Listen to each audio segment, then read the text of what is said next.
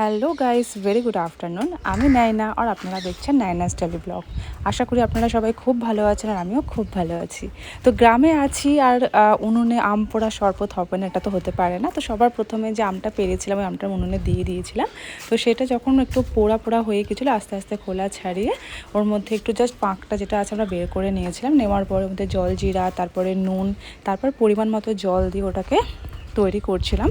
তো দেওয়ার পরে ওর মধ্যে একটু হালকা চিনি একটু অ্যাডজাস্ট করতে হতো, চিনি দিতে হয়েছিল। তো চিনি দেওয়ার পরে একটু বরফ দিয়েছিলাম। তো এই হচ্ছে আমাদের আম পোড়া শরবত, অসাধারণ টেস্টি হয়েছিল। তো শুধু আম পোড়া শরবতেই আমরা থেমেছিলাম না, আমরা আরও অনেক কিছু বানাচ্ছিল, সেটা হচ্ছে তন্দুরি চিকেন। তো তার জন্য প্রথমে চিকেনটাকে ভালো করে ম্যারিনেট করে নিয়েছিলাম। তার মধ্যে লেবু, আদা, রসুন, পেঁয়াজ সব কিছু দিয়ে জিরে গুঁড়ো, লেবু দিয়ে সুন্দর করে এটাকে মাখিয়ে নিয়েছিলাম সবাই মিলে। মাখানো মেনলি আমরাই করছিলাম, এখানে বড়রা কেউ ছিল না। তো অ্যাকচুয়ালি উনুন ছিল বলেই এইরকমটা হচ্ছিল, কি উনুনের সাথে সাথে আমরাই ছিল বলেই জাস্ট তার জন্য। তারপরে শোনো শুধু আলটিমেট কী হলো দেখো, এটাতে আমরা তান্দুরি চিকেন বানাবো ভাবছিলাম।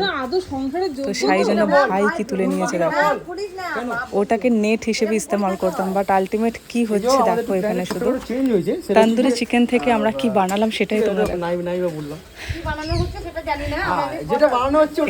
এটাই হয় অ্যাকচুয়ালি, এটাই হয় আমার যেটা মনে হয়।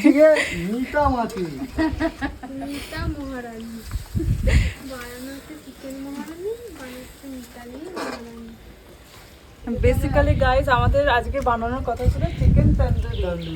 এই যে সব রেডি, কিন্তু কি হয়েছে ব্যাপারটা কিছু বানানো না, আমাদের সব রকম ইভেন এই নেটটাও আমাদের ওখানে ছিল না, আমরা পাশের বাড়ির একটা কাকিমার বাড়ি থেকে এটা নিয়ে এসেছিলাম, সব কিছু অ্যারেঞ্জ করেছিলাম।